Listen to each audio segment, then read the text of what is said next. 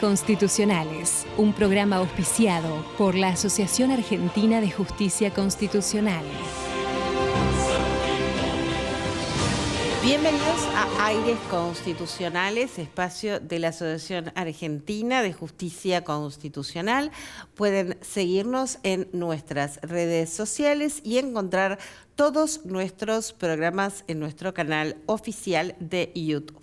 A partir del 5 de noviembre, por resolución de la Organización de los Estados Americanos, la OEA, la Asociación Argentina de Justicia Constitucional forma parte de las organizaciones civiles registradas en dicho organismo a fin de su participación en las diversas actividades de la misma y su difusión.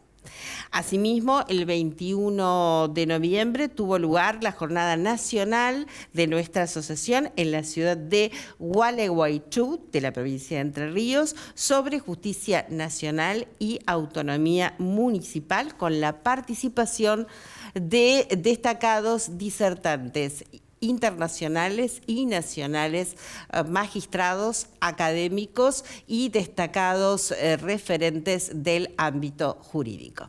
Ahora vamos a una breve pausa y ya volvemos con más Aires Constitucionales, hablando hoy de los amparos de salud con nuestros destacados invitados.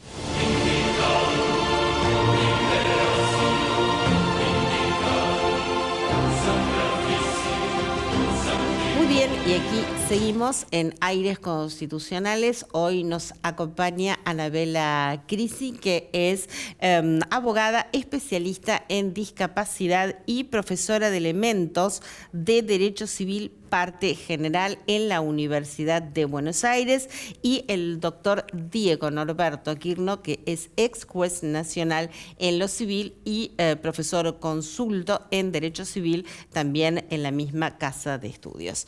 Bienvenidos, colegas, ¿cómo están?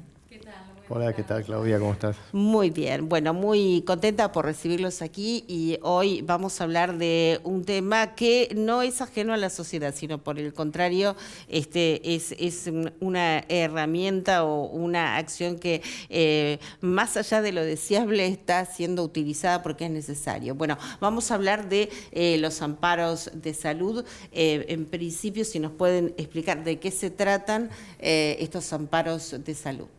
Bueno, el amparo, como bien vos sabés, Claudia, es la acción expedita, rápida y excepcional que tenemos los ciudadanos para evitar que se conculquen nuestras garantías o derechos constitucionales cuando hay una negativa arbitraria o una arbitrariedad manifiesta, ya sea de autoridad pública o particular. Entonces, donde rápidamente se pueda volver al estado anterior o frenar el ataque que se está haciendo de estas garantías para poder restablecer el Estado de Derecho. Siempre hablamos de derechos o garantías constitucionales y de arbitrariedad manifiesta. Por eso es una vía excepcional y rápida, mucho más rápida que cualquier otro proceso que tenemos. Por eso debe cumplir determinados recaudos. Sí. ¿Esta arbitrariedad manifiesta debe probarse? Sí, siempre, todo debe probarse. O sea, puede desestimarse la acción de amparo porque no ha quedado probada. Exactamente, si no se dan los recaudos mínimos, se rechaza in limine la acción, porque es una vía excepcional. Si hubiera otra vía que puede restablecer mejor o que fuera más idónea, que no suele haber en estos casos, sobre todo derecho a la salud. En derecho a la salud, en general, estas vulneraciones, como es un derecho personalísimo, es un derecho humano, y muchas veces, además de la salud, están afectadas otras cuestiones, ¿no? Hay personas menores de edad, o hay personas en otras condiciones de vulnerabilidad como adultos mayores, o bueno, entonces en estos casos la vía adecuada es el amparo de salud. Perfecto, Anabela. ¿Y qué opina, doctor, usted de los amparos de salud? ¿Qué efecto tienen en la sociedad? ¿Qué remedio? El amparo es una vía excelente. Hoy te vengo más a acompañar como conductor del programa, porque la especialista es la doctora Crisi, y absolutamente reconocida en todo el medio. Sí. El amparo es un remedio excepcional pero extraordinario, porque el problema de salud es un problema urgente. Entonces, si para un problema urgente recurrimos a vías ordinarias que son interminables, la solución llega tarde. Y cuando la justicia llega tarde, no es justicia. Sí. El amparo nos permite hacerlo pronto. El amparo nace en el año 57 a partir de 2 fallos de la Corte como un remedio para obtener el restablecimiento inmediato de una garantía constitucional. Y a esto apunta. Sí. Y aún siendo rápido, como bien dice el doctor Diego Kirr, ¿no? Aún así tenemos que interponerlo con medida cautelar. Es lo que te iba a preguntar, porque el elemento tiempo aquí en los amparos de salud es fundamental. Y pareciera que no alcanza con el amparo. Pareciera O sea, solo con el amparo, digamos. La mayoría de las veces no alcanza solo con el amparo, por eso estos amparos interponen con lo que se denominan medidas innovativas. Claro. Son más que medidas cautelares, Claro. porque implican un anticipo de la jurisdicción y el objeto de la medida innovativa coincide con el objeto del amparo. Por ejemplo, tengo un tema de una falta de cobertura de un tratamiento, por ejemplo, de discapacidad. Entonces, en la medida cautelar pido exactamente lo mismo, que inmediatamente la obra social o el agente de salud restituya u otorgue la cobertura, que es lo mismo que estoy pidiendo en el amparo. Claro. No obstante, a ver si lo podemos traducir, deje de hacer lo que está haciendo, que es no otorgar la cobertura. Exactamente. Esa sería una medida innovativa que se está... Exactamente, que brinde inmediatamente Claro. la cobertura. Ahora, esto es lo que se va a discutir después en el amparo, Sí. en el proceso de amparo, que por más breve que sea, los plazos son muy breves, está la ley especial de amparo, ¿no? Cada localidad tiene su ley específica de amparo y los plazos son muy breves, pero igual demoran. Por ejemplo, yo tengo amparos que demoran 5 años. ¿Por qué? Porque hay que estar denunciando incumplimientos, porque, en fin, hay que hacer embargos o cuestiones de lo que fuera cuando no cumplen los agentes de salud, o porque hay muchos demandados. A veces, por ejemplo, hay cuestiones en los amparos, como es un procedimiento muy simplificado, que no deberían admitirse. Pero en los amparos de salud a veces sí se admite, Claro. justamente por ser la salud un tema tan complejo y porque hay muchísimas coberturas que son de muy alto costo. Bien, entonces digamos que va el cliente, obviamente no sabe que tiene que pedir una medida cautelar. ¿Vos cómo te das cuenta que tiene que pedir una medida cautelar y qué le pedís para luego poder acreditar que se necesita? Y digamos, ¿qué es lo que se necesita probar para que te otorguen una medida cautelar también? En realidad, todos los amparos de salud tienen que cursar con medida cautelar, porque por más rápido que sea el amparo, No salvo alguna excepción donde dicen lo declaro de puro derecho y dicto ya la sentencia, que en algún caso me ha pasado, dicen rechazo la medida cautelar porque esto es de puro derecho y ya dicto la sentencia en 48 horas.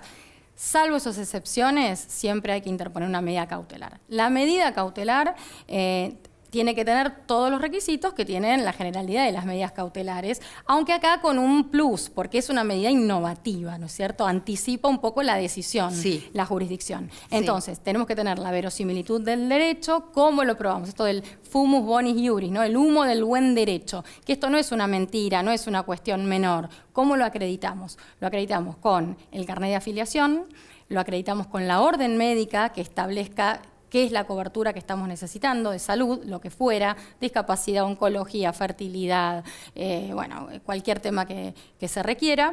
Y un pequeño resumen de historia clínica. Si es un tema de discapacidad, necesitamos mejormente el certificado de discapacidad. Y con estas cuestiones, ya con esta documentación y el relato de los hechos, ya tenemos en principio la verosimilitud del derecho. Claro. Y luego el peligro en la demora, que como bien dijo el doctor Kirno, en los temas de salud, ya cuando hay un tema de salud y hay incertidumbre sobre la cobertura, ya se tiene por acreditado, dice la Corte, este peligro en la demora. Claro. Porque en realidad, en salud, las resoluciones tendrían que ser para ayer.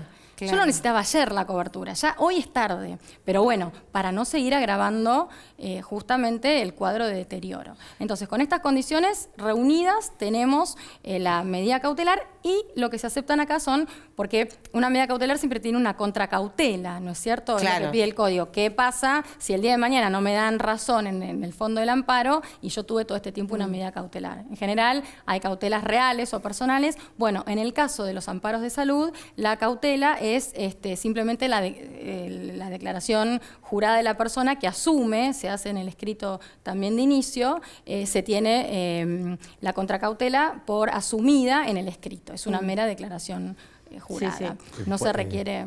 Podetti, que era un gran procesalista, definía las medidas cautelares como un anticipo de la garantía jurisdiccional. Es decir, Claro. anticipame la medida. Y en el amparo más que nunca ocurre eso. Sí. Porque a pesar de que el amparo es rápido, como decía la doctora, finalmente, aún con plazos breves, las cosas se van demorando por los distintos planteos, etcétera. Entonces uno le dice al juez, anticipame esta garantía, porque está acá en juego mi salud. Sí. Y cada minuto cuenta. Sí, sí. ¿Qué rol juegan las pericias médicas en esto?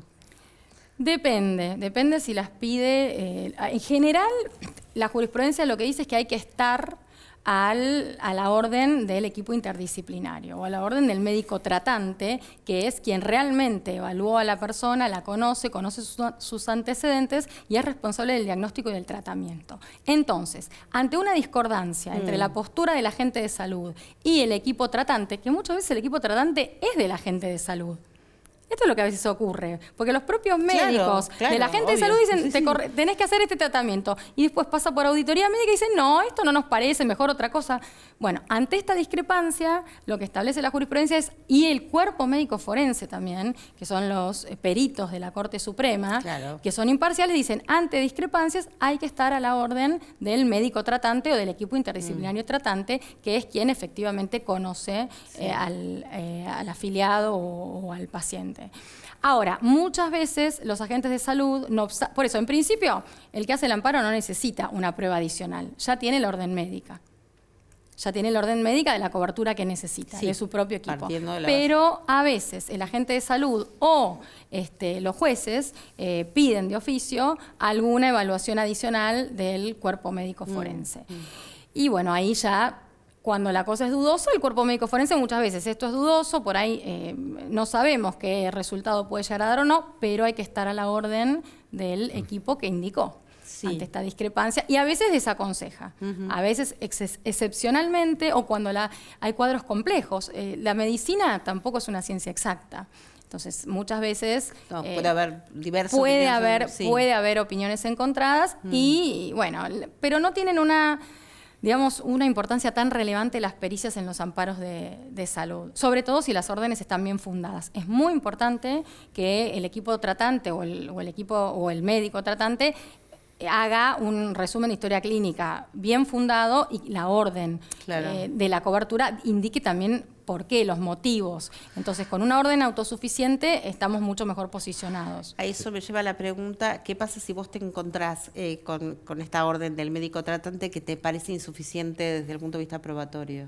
Muchas veces se habla directamente con los profesionales para que nos expliquen a los abogados también cómo lo podemos volcar en el porque además escrito. Quizás ni siquiera puede suceder, porque nosotros somos abogados, que no estés segura, ¿me explico? Sí, o a veces por ahí uno dice, este es el único tratamiento que hay, no hay alternativa terapéutica, y por ahí el médico dice, no, bueno, ¿me lo puede poner en la orden, por favor, doctor? Porque esto no surge. Ah, no, pero es obvio. Pero para mí no es obvio, y para el juez no es obvio. Claro. Entonces, póngalo, podría ponerlo. Después ahí tenemos otra barrera, que a veces ocurre. O sea, la orden cuanto más... ¿Y acceden los médicos? Ahí estamos. A veces sí, a veces no. A veces dicen, yo esto te lo puedo decir, pero no lo puedo poner porque yo trabajo para el agente de salud. Y saben que si ponen una cosa así, el agente de salud en la auditoría médica está mucho más limitado. A pesar de que pueden rechazar la cobertura, saben que en un amparo esto va. Si la orden está tan autosuficiente que dice es este tratamiento y es la única alternativa, la mejor alternativa, o incluso a veces los agentes de salud proponen otra alternativa y el médico dice no, esta alternativa no va. Bueno, ¿me lo puede poner por escrito? Si lo ponen por escrito es fantástico, porque ya lo tenemos. ¿Y qué haces si no te lo ponen por escrito? Si no lo ponen por escrito, a veces lo que aconsejamos es, intentamos ver de qué manera lo podemos plantear desde ese lugar o pedimos una interconsulta. Le pedimos al cliente si puede hacer una interconsulta con otro profesional que esté más receptivo a poner las cosas que tenga que poner, ¿no es cierto? Porque a veces nos ocurre dentro esto. Del mismo, de la puede misma obra. Puede ser un profesional de la obra social o un profesional particular. Hay un antecedente de la Corte que limita bastante a que sean profesionales de cartilla. Porque, ¿qué pasa con estos profesionales? Ya la idoneidad, la experticia y la prudencia estarían fuera de discusión. No obstante eso, los agentes de salud también cuestionan las órdenes de sus médicos. Pero no es que por ser un médico particular queda automáticamente menospreciada la orden o subvalorada. No, es una orden médica también. Después veremos si era acorde o no era acorde, pero preferentemente que sea de cartilla. Lo que pasa es que a veces los médicos de cartilla no se animan a hacer la orden. ¿Qué ¿no? tema doctor? Hay un caso célebre que nosotros vemos con la doctora en la facultad, el caso Zahir Idib, que era sobre trasplante de un riñón que quería dar una chica de 17 años a su hermano de 18. Y la Cámara no lo autorizó. Pero la Corte, que finalmente autorizó ese trasplante, hizo prevalecer la opinión de los médicos que le iban a operar por sobre su propio cuerpo médico forense. ¿Por qué? Porque en esta materia de medidas cautelares o medidas autosatisfactivas o estas medidas anticipo la garantía jurisdiccional a la que hacía referencia la doctora Crisi, siempre hay que obrar con criterio amplio. ¿Por qué? Porque el derecho no es una ciencia exacta y solo la sentencia nos da certeza jurídica, pero a veces se demora para llegar a la certeza. Con lo cual, cuando el juez tiene que actuar una medida cautelar, hace un juicio a priori con los elementos que tiene.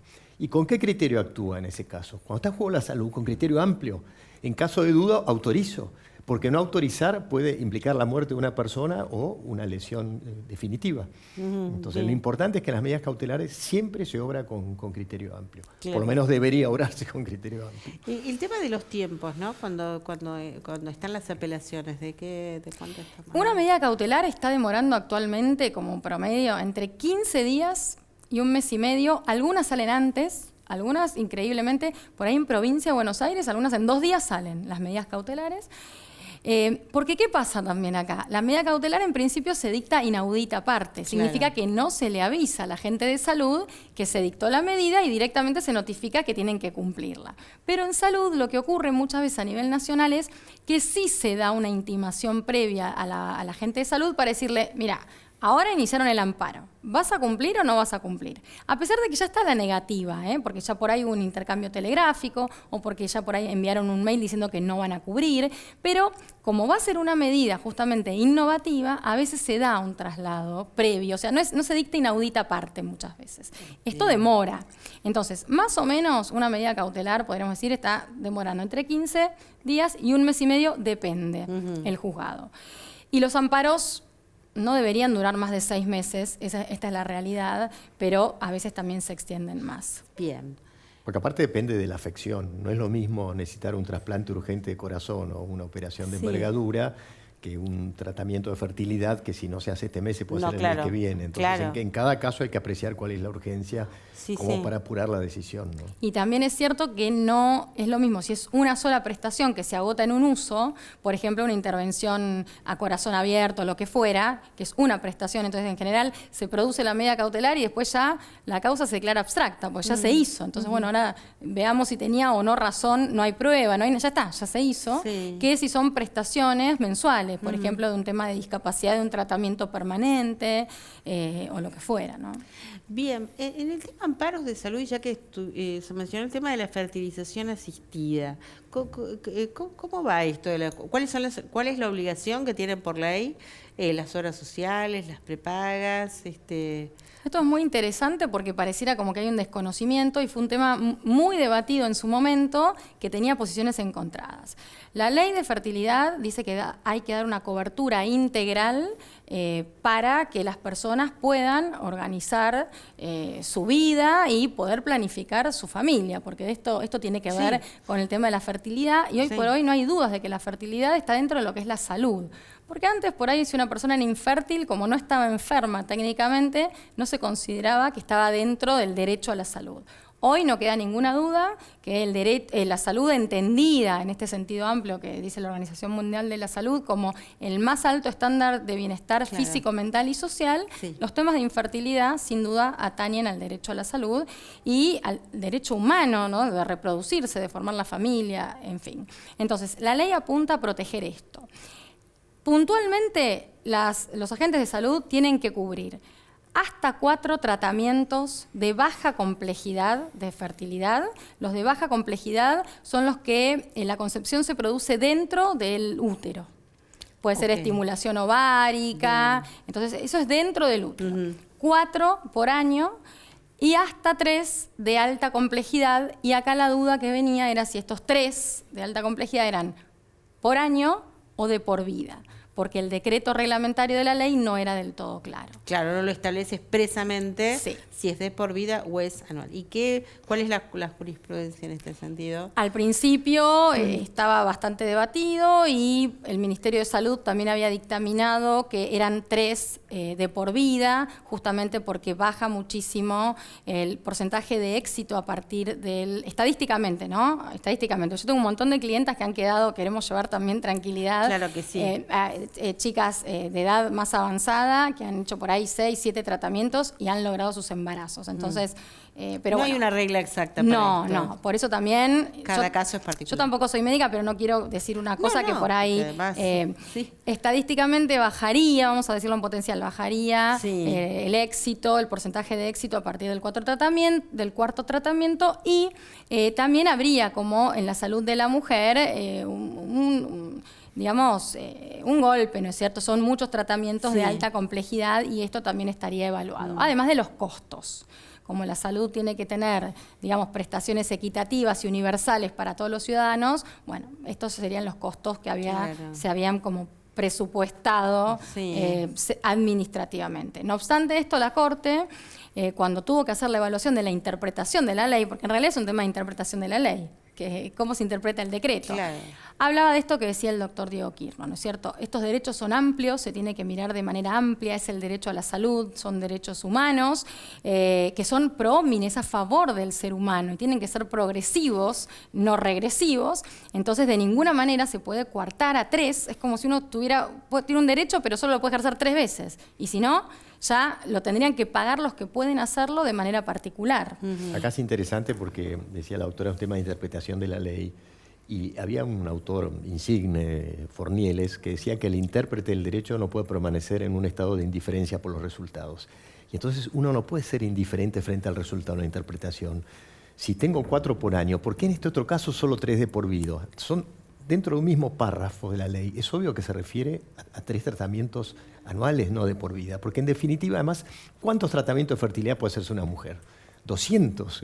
Claro. Es decir, hará 4, 5 y llegará un momento donde ya los médicos le dijeron, bueno, ya las posibilidades se agotaron, ¿no? Claro. Por eso ha sido valiosa la interpretación de la Corte, que en el sentido de que hay que garantizar 3 por año, no 3 de por vida. Claro, pero queda claro entonces que si bien se pueden pagar tratamientos privados para que da elección, pero existe entonces la posibilidad y no solo la Corte Suprema lo dijo, sino que hay un plenario a nivel nacional de la Cámara Civil y Comercial Federal que establece que son 3 tratamientos por año. Entonces, es bueno que la gente sepa que tiene derecho a esta cobertura. Y el tratamiento incluye todo, crioconservación de embriones, quizás ovocitos extra, o sea, el tratamiento incluye todo. Bien. ¿Por qué se siguen sino poniendo barreras? Esto es muy importante. Sí, absolutamente, muy importante. Para la familia en general, para las mujeres y para los padres también, ¿no? Porque aparte ocurre una cosa curiosa, Claudia. Sí. Una vez que se obtienen estas medidas, a veces hasta quedan embarazados naturalmente. Como que están relajados, porque ya saben que bueno, esta cobertura ya la tienen. Imagínate la angustia de las personas Tremendo. cuando no pueden tener hijos y encima los agentes de salud les ponen estas barreras, o ya está, o Sí. es un montón. Sí. Entonces esto ayuda. Bien. Bueno, ya estamos en horario de cierre, brevemente 30 segundos, un poquito más. Mensaje, porque los amparos de salud está directamente vinculado a muchas problemáticas de gente que nos puede estar escuchando, Anabela, y después cierra el doctor, que hoy es el co-conductor del programa.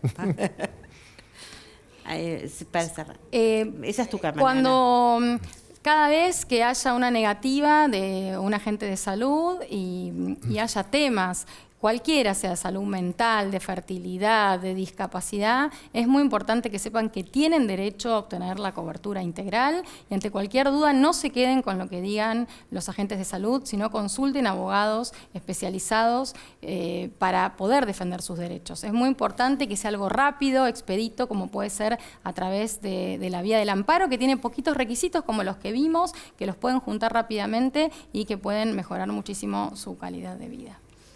Muchas gracias, Anabela. Doctor, para cerrar. Mi reflexión es más que nada para las obras sociales y para las entidades de medicina prepaga, porque nosotros confiamos nuestra salud a una entidad o una obra social. Y después esa obra social no nos devuelve la confianza. Confiar es fiar con, creer uno en el otro. no me devuelven la confianza, porque cuando tengo un problema no me lo reconocen. Y entonces tengo que ir a buscar un abogado especialista, como es el caso de Anabela, para decir, protégeme de lo que son mis derechos, pero son mis derechos personalísimos y derechos constitucionales. Muy bien, doctor. Bueno, muchísimas gracias, Anabela, por acompañarnos y compartir tus valiosos conocimientos Gracias en a la vos, materia. Claudia. Muchísimas gracias, doctor, por acompañarme hoy. Fue en una la buena conducción. práctica. Me va a seguir acompañando, entonces. Bueno, muy bien, nos despedimos entonces hasta nuestro próximo programa, como siempre, aquí en Metro.